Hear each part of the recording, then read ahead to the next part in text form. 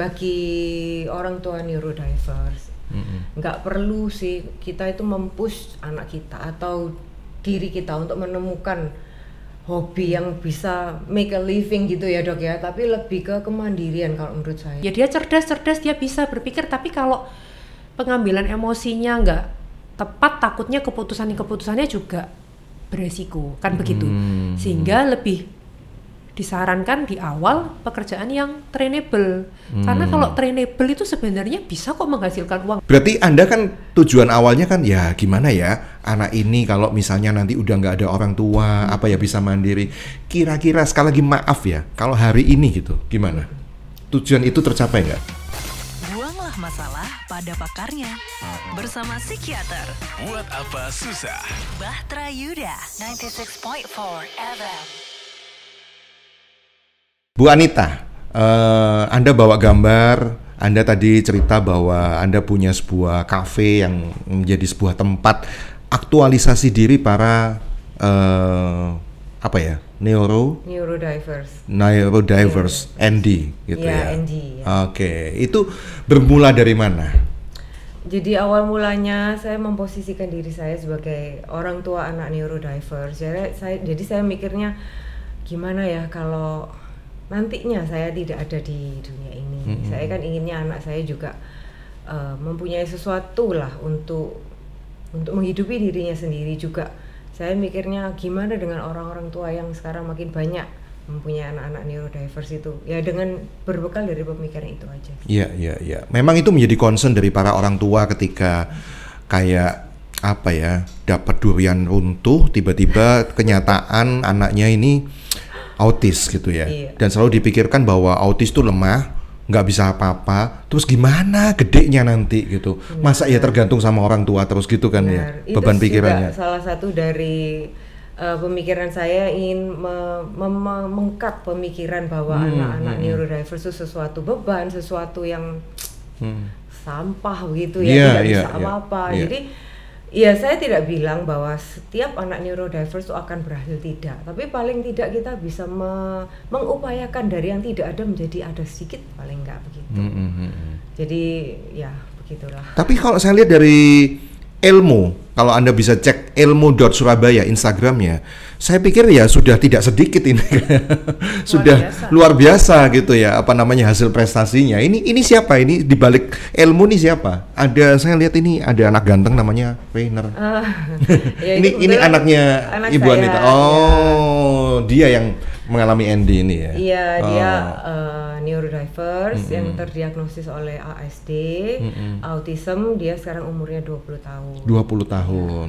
Oke. By the way, kalau orang melihat Rainer sekarang pasti mikirnya ya Rainer bisa sampai hari ini karena tidak parah gitu. Tidak. Rainer itu termasuk autis yang parah ya. Jadi kalau saya bilang parah itu 6 tahun, saya masih ingat 6 tahun itu dia itu masih tidak bisa makan secara normal dalam arti makanan yang solid food itu dia nggak bisa. Nanti ada jagung sedikit gitu ya, itu dia muntah. Jadi biasanya saya itu dulu punya kebiasaan membawa blender ke restoran. Oh, harus di blender semua ya, harus lembut ya. Iya, jadi dari awal itu kita mengajarin Rainer gimana cara mengunyah, untuk oral motornya itu ya, mengunyah, menyedot, meniup, itu salah satu dari pembelajaran untuk berbicara, untuk artikulasinya dia gitu. Oh, akibat dia tidak memakan makanan yang cukup raw, itu artinya artikulasi berbicaranya terganggu gitu ya? Iya, itu berkaitan dengan oral motornya.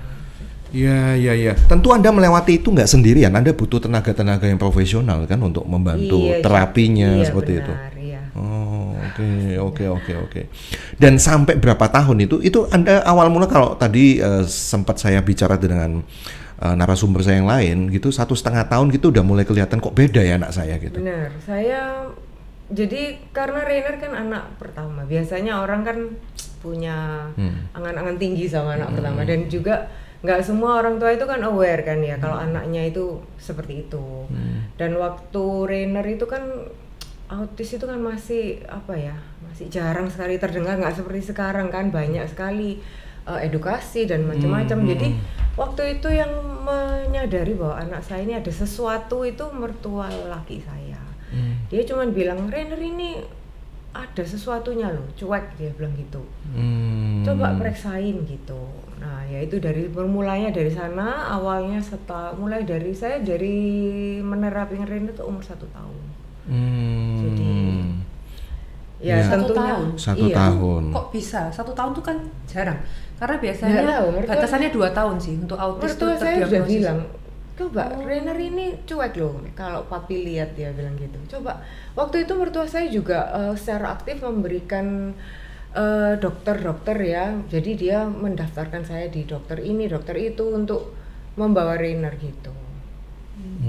Tapi biasanya 2 tahun ya dok ya, ukurannya dokter menegakkan itu ya. 2 tahun kalau belum bisa komunikasi, belum bisa ngomong, itu baru tanda awal kan.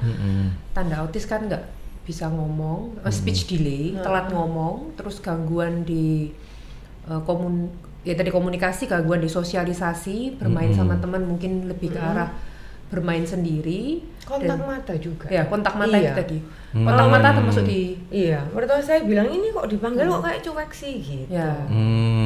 Itu tanda-tandanya ya. Dan yang ketiga yang perilakunya itu mungkin ada hiperaktifnya, mondar-mandir, hand flapping, steaming. Termasuk nakal ya berarti ya kalau kayak gitu ya, nggak bisa dikendalikan kan nakal, sulit ya. Sekali ya. Oke. Anda kalau sudah kayak begitu sempat kepancing emosi gitu nggak? Pasti ya. Pasti. Padahal Anda sudah tahu nih bahwa anak saya punya kebutuhan khusus gitu, tapi tetap ya kepancing. Iya, jadi waktu itu saya kan membekali diri baca banyak buku tentang autis. Dulu kan nggak ada tentang itu kan, tidak ada. Itu juga dari para terapis, mereka juga memberikan edukasi ke saya sebagai orang tua. Cuman sebagai orang tua ya, kemudian kita ini kan dalam prakteknya itu seringkali kelolosan gitu. Jadi ya meskipun saya sudah membaca, sudah ada pakemnya, sudah ada ininya, tapi seringkali kelolosan. Jadi saya belajar mengerti anak saya itu ya baru berhasil ya setelah berbelas tahun gitu ya dok. Jadi dalam arti gini, kalau misalnya ada situasi tertentu itu berarti sesuatu yang spontan gitu ya, pastinya reaksi kita sebagai orang tua juga spontan gitu kan. Apa yang biasanya orang tua kan reaksinya juga terpancing emosi, amarah gitu. Nah kita sebagai orang tua anak neurodiverse itu belajar untuk mengelola emosi kita. Misalnya ada anak kita seperti itu, kita tidak boleh terpancing emosi. Kemudian kita juga suara kita itu kalau berbicara jangan meninggi ya. Iya, low tone itu ya saya belajar terus dong. Berapa kali ya memang sering gagal, cuman ya belajar akhirnya pada tahap yang itu sudah merupakan sesuatu refleks begitu. Iya. Yang paling memancing emosi itu kalau Rainer itu apa gitu, ngapain? Lebih ke begini ya, kalau menurut saya lebih ke ekspektasi kita sebagai orang tua ya. Kalau dalam situasi apapun, kalau ekspektasi saya mencermati diri saya sendiri. Jadi kalau kita ini sebagai orang tua ekspektasinya terlalu tinggi, pastinya dalam situasi apapun kita mikirnya umur segini aja loh kok nggak bisa sih gitu loh. Tapi kalau kita sekarang mikirnya anak kita ini beda dengan anak lain, kita nggak boleh ekspektasi seperti itu. Jadi kita kan lebih tidak terpancing emosi gitu loh. Karena nggak sakit, karena kadang yang membuat sakit hati itu kan ketika ekspektasi nggak sesuai dengan realita. Kan mikirnya, aduh masuk segini ya nggak bisa, masuk kayak gini nggak bisa sih, anak lain kan bisa udah mestinya gitu loh. Kita kan nggak boleh seperti itu. Jadi ya itu aja sih yang kita pelajarin sebagai anak. Pun juga sebaliknya ya, kita bakal seneng banget kalau ternyata itu melebihi ekspektasi kita gitu ya. Jadi sesuatu yang kecil, baby step gitu ya, itu bagi kita itu wow pencapaian besar gitu. Sesuatu yang bagi mungkin orang tua lain receh gitu ya, tapi bagi kita ini wah gitu loh. Benar. Itu penting loh itu. Turn your expectation into appreciation. Ubah ekspektasi kita menjadi apresiasi. Kadang kita expect harus begini, tapi ketika dia sudah mencapai kita nganggap ya itu biasa, kita nggak pernah apresiasi. Padahal mungkin Ya, bagi anak-anak anak dengan itu ya, dia neurodivergent itu berusaha luar banget biasa. ya. Iya, dia berusaha banget untuk itu. Oke. Jadi Anda akhirnya mengarahkan nggak ini mau kemana gitu? Jadi dari obrolan yang sebelumnya gitu ya dengan ortu ataupun anak dengan autis ini, ya akhirnya memang harus menemukan ya. Saya dari obrolan sebelumnya itu saya harus menemukan ini apa gitu, senengannya apa ini, dan itu harus dikembangkan gitu kan. Semestinya kalau menemukan kesenangan apa, kita pun sebagai orang tua anak tipikal pun ya dok, kita kan juga ingin menemukan sesuatu dari anak kita ya kan, betul. Hobi yang dibilang hobi itu. Betul. Nah sekarang kalau misalnya dari anak neurodiverse tentang untuk ekspektasi akademis itu sudah tidak memungkinkan lagi, jadi kita lebih fokus ke kemandirian anak ini dan ya apa yang bisa dia lakukan, apa yang kesukaan dia. Tapi ya kita balik lagi ya Pak ya. Untuk anak neurotipikal saja itu sesuatu yang bukan hal mudah untuk menemukan hobi atau bakat kan. Untuk anak neurotipikal yang maksudnya anak normal dalam tanda kutip ya.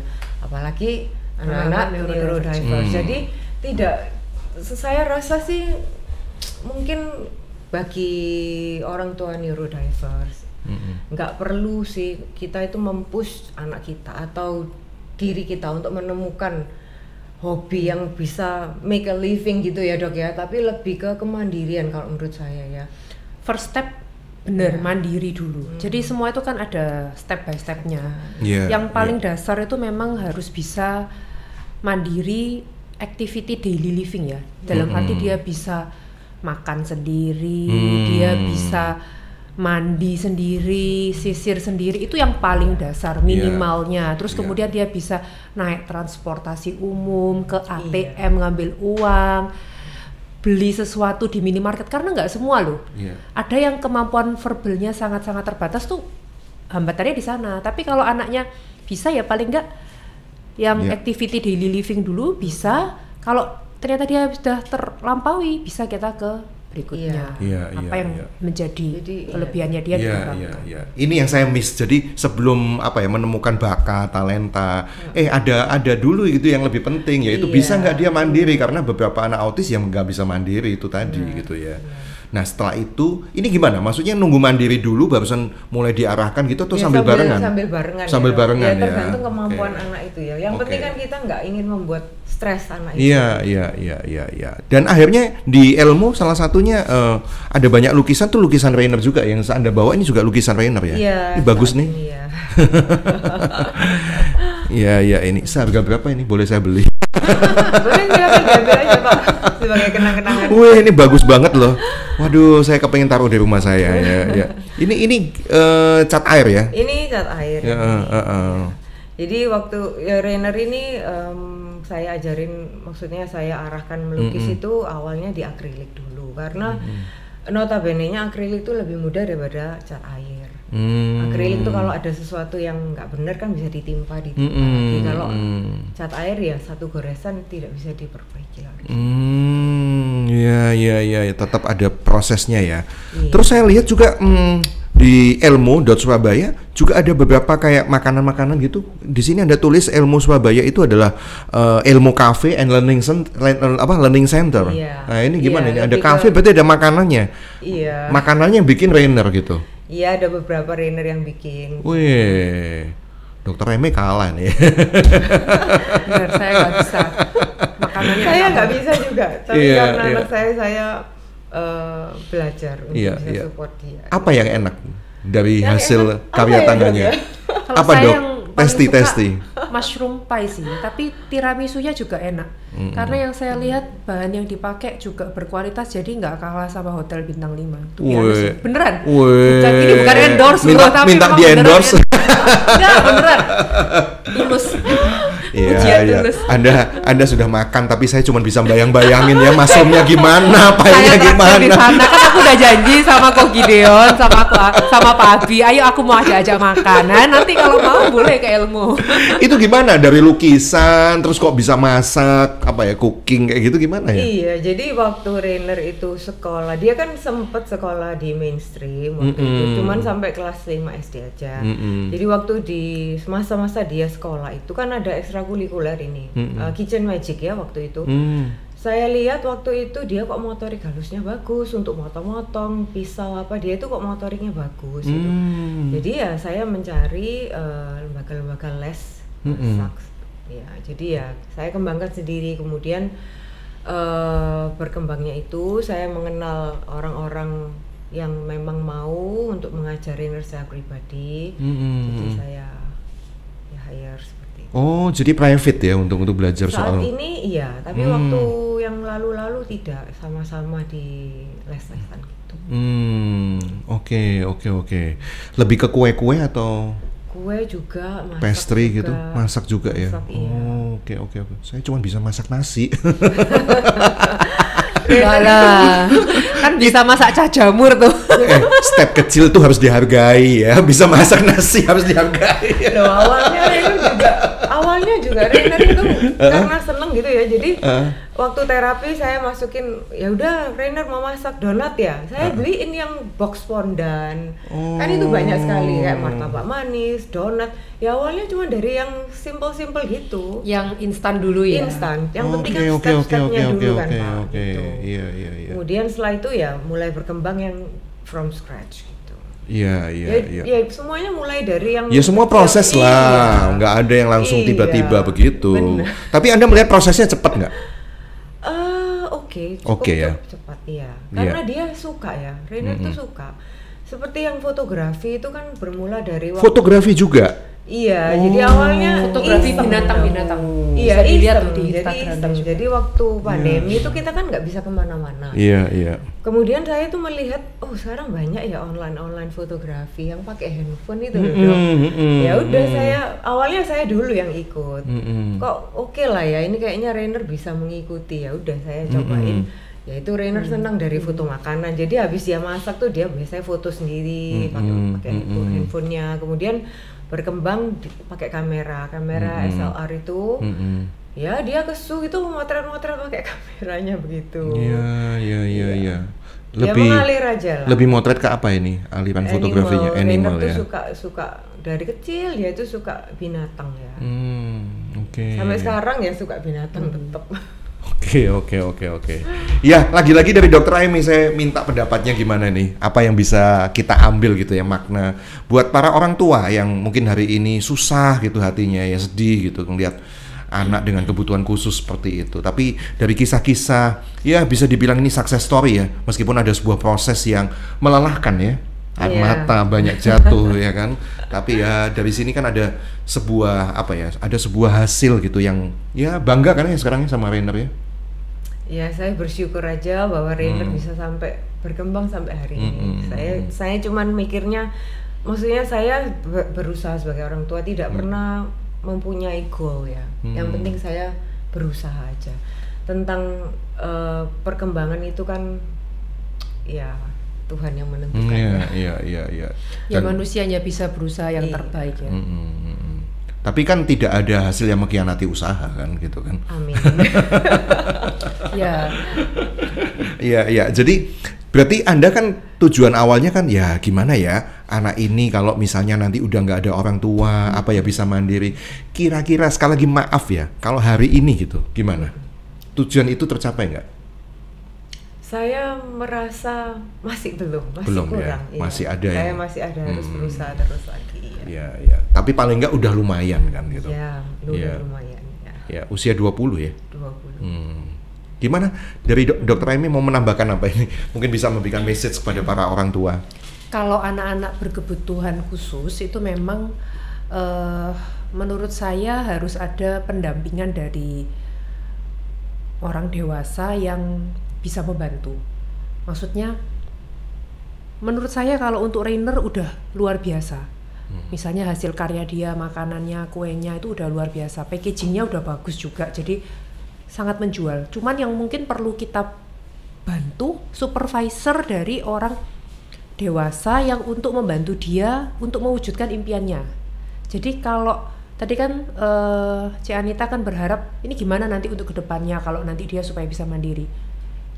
Menurut saya udah bisa. Ya partnya dia adalah buat kue, tapi nanti harus ada bagian pendampingan supervisor dari orang yang dewasa untuk bisa membantu dia untuk mungkin administrasinya, marketingnya, manajemennya lah. Ya gitu manajemennya ya. itu nanti dibantu dari orang dewasa. Mungkin cari normal. butuh GM, saya sih siap kok. Tidak mau mampu bayar. Oke, lanjut. Jadi butuh support system ya, nggak bisa sendirian lah bisa gitu sendirian. ya. Tapi sudah luar biasa. Menurut saya ini sudah termasuk success story sih, karena banyak yang berhenti di satu titik. Tapi kalau saya lihat Raynor ini beyond, melebihi dari orang normal pada umumnya dalam hal kemampuan membuat kuenya dia, melukisnya dia. Jadi kita lihat apa yang dia mampu, karena sebenarnya kalau untuk anak-anak neurodivergent, prinsipnya untuk okupasi ya adalah trainable. Itu dulu, trainable, sesuatu hal yang bisa di-training. Bisa diarahkan nggak dia gitu? Sesuatu hal yang diulang-ulang dan dia bisa mengerti step by stepnya, pengulangannya, itu dulu. Jadi bukan suatu pekerjaan okupasi yang mengambilan keputusan. Itu bukan. Tapi untuk anak-anak neurodivergent kita cari pekerjaan yang trainable, yang bisa di-training. Memasak. Yang seperti kayak robot lah dalam tanda kutip gitu ya. Ya, yang maksudnya diulang-ulang gitu ya. Habis ini akan begini. Terus dia nanti diulang-ulang belajar. Nanti lama-lama dia akan ahli menguasai itu. Masak, atau mungkin contohnya kalau di luar negeri ya, laundry. Karena dia bagian apa? Melipat, mensetrika, itu bisa, gitu. Tapi tetap nanti untuk manajemennya nanti dibantu dengan orang dewasa yang untuk menjadi supervisornya, gitu. Itu yang target kita supaya realistis ya, benar. sehingga kita nggak sampai kecewa. Tapi untuk mencapai itu udah luar biasa. Iya. Contoh lain lagi, misalnya di Singapura itu kan ada sebuah kafe juga yang kebetulan anak-anak yang dipekerjakan di sana juga adalah anak-anak neurodivergent juga, anak-anak dengan autism, Down syndrome, retardasi mental, itu menjadi waitress, pelayan di sana. Dan ada juga lukisan-lukisan, dan lukisan-lukisannya itu dijual dalam bentuk tumbler, dalam bentuk kaos. Nah, mereka memberdayakan anak-anak berkebutuhan khusus neurodivergent dengan cara seperti itu. Makanya saya salut banget dengan Ci Anita, karena berawal dari concernnya dia tentang anaknya, tapi ini bisa menjadi berkat ke orang-orang lain yang neurodivergent juga, untuk bisa memberkati anak-anak dengan neurodivergent memiliki wadah tempat untuk bisa belajar, berkembang, dan juga bekerja. Karena di luar negeri juga arahnya ke sana. Kalau di luar negeri mungkin bisa disupport oleh pemerintah, tapi kalau di Indonesia ini merupakan langkah awal yang bagus dari prakarsa kita sendiri kan, untuk bisa membantu anak-anak dengan kebutuhan khusus. Iya. Jadi Anda bisa mengunjungi IG-nya ya di elmo.surabaya. Ini Elmo Cafe and Learning Center, tempat para Andy untuk bersosialisasi dan mengembangkan diri ya. Jadi oleh mereka sendiri gitu ya, dan ada sebuah hasil yang nantinya bakal, kalau misalnya udah ada hasil nih, duitnya kan harus dikelola ini. Nah, ini butuh ada yang mengelola, sementara mamanya Enggak. Atau gimana? Ini tadi kan Dokter Amy bilang harus ada manajemen lah intinya. Iya, gitu. nanti kita akan kedepannya kita itu inginnya ada ilmu body gitu ya. Jadi untuk ya dari mereka untuk mereka. Oh, kepengennya ya mereka yang menangani ya. Iya, jadi ilmu body itu seperti misalnya orang mau berdonasi ya, kita nanti kembalikan lagi ke komunitas.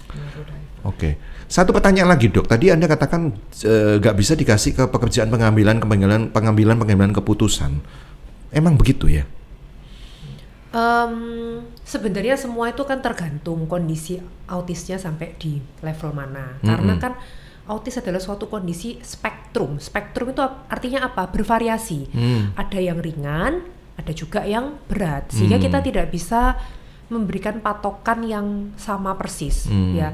Contoh misalnya, apakah ada anak autis yang bisa berkuliah? Ada. Contohnya salah satu pasien saya ada yang kuliah juga ya di universitas yang neurotipikal, maksudnya bisa nggak bisa, tapi memang biasanya akan ada apa ya bilangnya, perbedaan ya. Misalnya contoh ini pasien saya yang lain, ketika dia jatuh cinta dengan cowok, dia bisa terobsesi banget, terus sampai nangis-nangis, sampai marah-marah ketika cintanya ditolak ketika kuliah. Contohnya begitu, sehingga dia bisa nggak kuliah? Bisa, tapi mungkin nanti kadang emosinya agak up and down, agak mudah marah, mudah meledak, sehingga untuk pekerjaan-pekerjaan yang mengambil keputusan itu kan dibutuhkan ketenangan emosi dan berpikir, kestabilan emosi. Nggak cuman ya dia cerdas, dia bisa berpikir, tapi kalau pengambilan emosinya nggak tepat, takutnya keputusannya juga beresiko, kan begitu. Sehingga lebih disarankan di awal pekerjaan yang trainable. Karena kalau trainable itu sebenarnya bisa kok menghasilkan uang. Misalnya barbershop, potong rambut itu kan trainable. Bisa. Jadi banyak. Jangan berpikir kayak, loh, apakah hanya ini? Enggak, sebenarnya luas kok. Misalnya potong rambut, terus kemudian memasak, art, melukis, laundry ya, atau misalnya apa, dibukakan car wash, tempat cuci mobil, itu kan trainable. Tapi bisa nggak dapat duit? Bisa, bisa. Jadi tergantung kita yang berpikir. Jasa yang trainable sebenarnya itu malah nggak ada kata rugi loh. Lebih sedikit ruginya. Contohnya misalnya ya potong rambut, karena modalnya gunting. Ya kan, bukan sesuatu hal yang rugi, waduh nanti ini bahannya busuk atau apa. Jadi jangan berpikir, oh kalau anakku nanti pasti nggak bisa menghasilkan uang, pasti rugi. Belum tentu, tergantung kita yang jeli mencari kesempatan. Iya. Ini si Rainer akan berkembang lagi terus ya Mas Ian ya? Iya, dengan talenta-talenta yang lain ini banyak banget, ngelukis bisa, masak bisa, fotografi bisa. Wah. Kini bangga ya, yang dulunya sedih. Ya saya cuman melihat ke depan aja, berusaha lebih lagi. Iya. Kalau saya boleh tambahkan tadi Dok, mungkin orang tua anak yang tadi seperti jenis pekerjaan yang dokter jelaskan, mungkin saya boleh tambahin kalau misalnya ada orang tua yang anaknya, mohon maaf, tidak ada skill-skill atau talenta tertentu.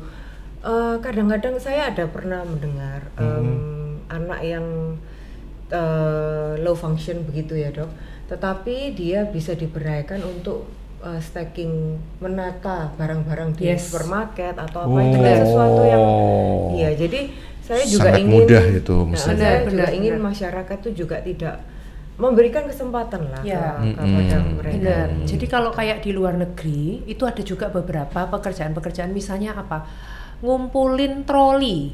Itu sebenarnya kan gampang ya di training, dan itu bisa, atau bisa menjadi apa, bukan pintu gitu ya, bukan pintu ya, apa itu yang di depan hotel itu loh, membukakan pintu. Terus juga pekerjaan yang lainnya. Jadi nggak mesti yang muluk gitu ya. Ini salah satu pasien saya juga sih, dia bungkusi snack besar. Jadi dia kulaan snack yang besar, gelondongan, terus dimasukkan ke plastik kecil-kecil, bagian dia laminasi, kasih logo, dan itu dijual ke toko-toko kecil. Itu pendapatannya bisa lebih besar daripada UMR. Beneran, ini kisah. Jadi sebenarnya kalau kita bisa terbuka, banyak kesempatan, tinggal kita jeli mau yang mana dan sesuaikan dengan kemampuan dari anak. Karena memang anak autis spektrum itu namanya aja spektrum, pasti bervariasi. Dan mungkin juga seperti tadi yang C. Anita bilang, dia nggak memaksa, dia nggak tahu, awalnya nggak tahu mau gimana, tapi kita sebagai orang tua yang bisa kita lakukan, jangan berhenti untuk menstimulus. Kadang kita nggak tahu, anakku ini bakatnya apa, belum kelihatan, tapi jangan lupa kita udah menstimulus belum. Mungkin kita belum memberikan kesempatan untuk melatih dia, menstimulus dia dengan berbagai kemampuan-kemampuan, sehingga kita nggak tahu anak kita ini mau arah kemana. Jadi pesan saya buat orang tua, ayo stimulus dulu, jangan menyerah dulu, stimulus, dilesin ini itu nanti kan kelihatan. Oh ternyata dia passionnya di mana, sukanya apa. Pesan saya juga buat masyarakat sekitar gitu, ketika Anda ketemu dengan anak-anak dengan kebutuhan khusus, autis gitu, jangan dibully dong. Iya kan, ini pesan saya gitu. Ya siapapun nggak mau gitu. Seandainya Anda di posisi seperti itu, bayangkan gitu. Nah, saya mau nanya ke Dr. Aimee, ketika menghadapi anak kita yang dengan kebutuhan khusus itu dibully, apa yang harus kita lakukan? Kita harus berkata tidak ya, harus stand up ya. Menurutku harus stand up for ourselves, harus berani untuk memperjuangkan. Jadi kalau di pengalaman saya juga belajar ya sebagai orang tua. Kadang-kadang kita orang tua itu kan merasa malu dulu ya, harga diri gitu kan ya. Jadi saya belajar kalau misalnya anak kita ini melakukan sesuatu tindakan yang nggak appropriate gitu di luar, kita step up dulu, minta maaf dulu dan menjelaskan bahwa anak kita itu memang suatu individu yang neurodiverse, jadi mohon pengertian. Iya. Kalau anak kita melakukan kesalahan, ya miliki kerendahan hati untuk minta maaf juga dan ya mengakui. Sebenarnya kalau saya lihat sebenarnya orang lain pun itu akan maklum kok. So far ya kalau dari pengalaman pasien-pasien ketika akhirnya ya mungkin awalnya marah, tapi begitu tahu oh ternyata ini anak ini neurodiverse, memiliki kebutuhan khusus, mereka akan maklum. Dan sebenarnya ya memang harus dimaklumi karena memang nggak bisa, kadang di luar kontrol mereka. Itu mungkin yang dewasa ya, tapi dengan teman-teman sebaya atau yang kalau teman-teman sebaya kan, yang dibully ini kan beda ya. Kalau tadi itu kan melakukan kesalahan, tapi kalau anaknya dibully ya kita harus ya support ya, harus melindungi juga ya anak-anak kita dan juga menjelaskan juga mungkin, atau bahkan mungkin ditanya apakah kamu melakukan ini, kenapa kamu melakukan ini, diajak ngomong baik-baik juga ke anak yang membuli itu. Iya. Oke. Ini sangat mencerahkan sekali obrolan hari ini ya, dengan langsung ini bukan cuman teori tapi langsung dari mamanya Rainer ya. Lukisannya bagus, masakannya katanya Dr. Aimee enak banget. Saya cuma bisa bayangkan. Fotografinya mungkin bisa ditunjukkan, ada nggak hasilnya fotografinya? Mungkin di IG ada. Di IG ada ya. Saya kepengin tahu ini moto binatang apa gitu ya. Wah ini suka moto-moto ternyata. Iya. Di Rainer _. Bisa dibantu? Iya, saya kepengen tahu gitu hasil fotonya gitu ya. Ini sebagai RAYNOR ya. _ Bisa ditunjukkan? Ini IG pribadinya Rainer, jadi dia upload sendiri segala macam sendiri. Oh dia kelola manage akunnya sendiri ya. Iya. Cuma foto binatang doang. Ya dia kan sempat bilang Dr. Aimee follow IG saya ya, sudah saya follow. Iya. Ini fotonya binatang kayak gini ya fotonya. Apalagi nih macam-macam ya. Nah, ini kayak begini. Ini motonya di mana nih? Berarti suka ke zoo dong? Iya, dia suka ke zoo. Iya. Nampaknya dia ngefans sama orang hutan ya. Banyak orang hutannya di sini. Atau lebih ke binatang-binatang gede ini saya lihat ya. Oh, tapi ada yang kecil juga ya, ada burung ya. Oke. Terima kasih Ibu Anita ya untuk obrolnya kali ini. Salam buat Rainer dan juga Dr. Aimee, makasih ya. Thank you, Ko. Oke. Buanglah masalah pada pakarnya bersama psikiater. Buat apa susah? Bahtera Yuda 96.4 FM.